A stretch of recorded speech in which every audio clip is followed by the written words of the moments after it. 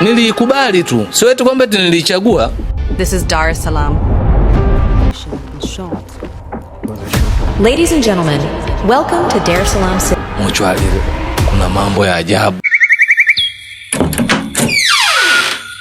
Zamartaba. Karibu tena kwenye mwendelezo wa mnyororo huu wa siri nzito za jiji la Dar es Salaam, mahali ambapo hata kifo chenyewe si mwisho wa matumizi ya mwili wako. Kabla hatujazama kwenye uvundo wa siri za leo, hakikisha umesubscribe, umelike na kushare simulizi hii. Tazama mpaka mwisho, maana leo tunafungua mlango wa chuma ambao hakuna mtu anayethubutu hata kuugusa kwa kidole. Saa 9 za usiku, kuta za hospitali kubwa hapa jijini zinakuwa na baridi inayopitiliza ile ya viyoyozi. Huko nyuma, kwenye vyumba vya baridi ambako miili imehifadhiwa, kuna biashara inafanyika ambayo ukiisikia unaweza usile chakula mchana wa leo. Episodi hii ya 5 inakwenda kukufungulia siri za vyumba vya maiti na biashara ya sanda. Hapa ndipo utagundua kuwa katika jiji hili, mwili wa binadamu una thamani kubwa zaidi ukiwa mochwari kuliko ukiwa hai mtaani.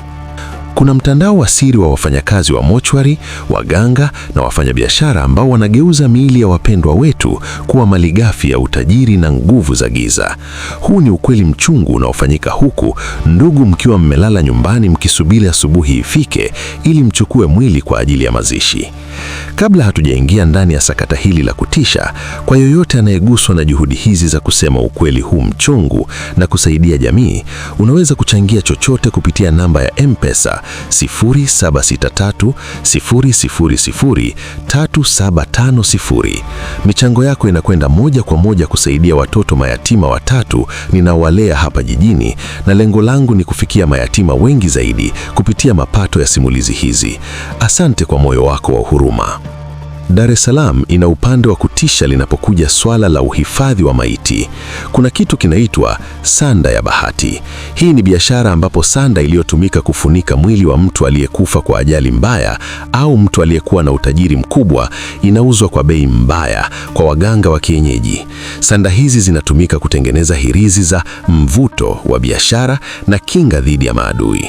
Kuna wafanyakazi wa mochwari ambao wamebobea katika kukata vipande vidogo vya sanda hizi na kuviuza kwa siri kwa watu wanaokuja na magari ya kifahari usiku wa manane.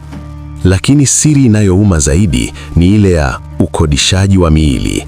Inasemekana kuna mtandao ambapo maiti hukodishwa usiku kwa ajili ya kufanyia matambiko ya kishirikina nje ya hospitali na kisha kurudishwa kabla ya saa 11 alfajiri. Kuna watu wanahitaji kugusa mwili wa binadamu au kufanya mambo fulani ya kigiza juu ya mwili wa marehemu ili nyota zao zing'ae. Hii ndiyo sababu wakati mwingine ndugu wanapokwenda kuchukua mwili wanakuta marehemu ana alama mpya ambazo hakuwahi kuwa nazo, au wanakuta mwili umepooza kiasi kisicho cha kawaida. Siri nyingine ni biashara ya maji ya maiti. Haya ni maji yaliyotumika kuosha miili ya marehemu. Katika ulimwengu wa giza la Dar es Salaam, haya maji yanauzwa kwa wafanyabiashara wa vyakula na vinywaji wasio na hofu ya Mungu. Wanayachanganya kwenye bidhaa zao ili kuwavuta wateja na kuwafanya watu wasiwaze wala kuuliza chochote, bali wawe na hamu ya kurudi tena na tena kwenye biashara hiyo. Huu ni unyama uliopitiliza, lakini ni ukweli mchungu unaofanyika kwenye vichochoro vya jiji hili. Kuna kisa cha kijana mmoja aliyekuwa anafanya usafi kwenye mochwari moja maarufu hapa mjini. Siku moja alijificha kwenye kabati la vifaa baada ya kusikia vishindo vya watu wasiojulikana usiku sana. Alishuhudia daktari mmoja na watu wawili waliovalia suti nyeusi wakichukua viungo vya ndani vya mwili wa kijana aliyekufa kwa ajali ya maji. Walikuwa wanavifungasha kwenye sanduku maalum la kuhifadhia baridi. Kijana yule alipojaribu kusema, alitishiwa kuuawa na akafukuzwa kazi kwa kisingizio cha wizi. Mpaka leo anaishi kwa hofu na amekimbilia mikoani kujificha. Hata biashara ya majeneza ina siri yake. Kuna majeneza yanayouzwa mara mbili. Baada ya mazishi kufanyika kwenye makaburi ya umma yasiyo na ulinzi, kuna watu wanachimbua kaburi usiku, wanachukua jeneza, wanasafisha na kurudisha sokoni kuuzwa kama jipya. Hii ndio maana utaona baadhi ya watu wanatoboa jeneza au kuliharibu makusudi kabla ya kufukia udongo ili lisiweze kutumika tena. Dar es Salaam ni jiji linaloficha mengi chini ya ardhini na ndani ya majumba ya baridi. heshima ya binadamu inatoweka mara tu pumzi inapokata, na anageuka kuwa mradi wa watu waliojawa na urohi wa madaraka na mali. Hapa hata ukimya wa mochwari una sauti ya milioni ya pesa zinazochezwa na mikono yenye damu. Usiache kufuatilia episodi ya 6 ambapo tutaingia kwenye siri za biashara ya mapenzi na madaraka, jinsi wanawake na wanaume maarufu wanavyotumia mbinu za hatari kupanda juu.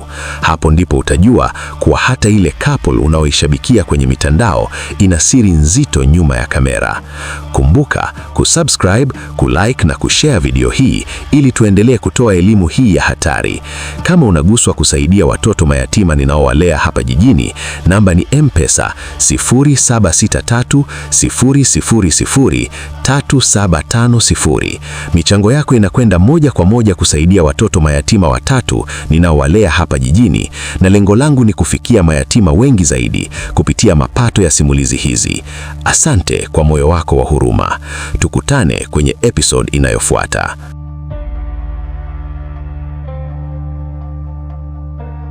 Mili mtu anatoka pale anakuja pale bana, anataka hivi vitu viungo sasa.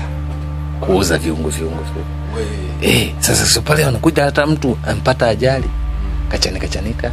Mwili umefanyaje. Sasa kuna viungo vingine lazima pale uvitoe. Mtu anakuja tunakwambia bana, mimi nikipata kidole hichi kimoja una pesa. Nitakataa. Fanya kazi. Zamartaba.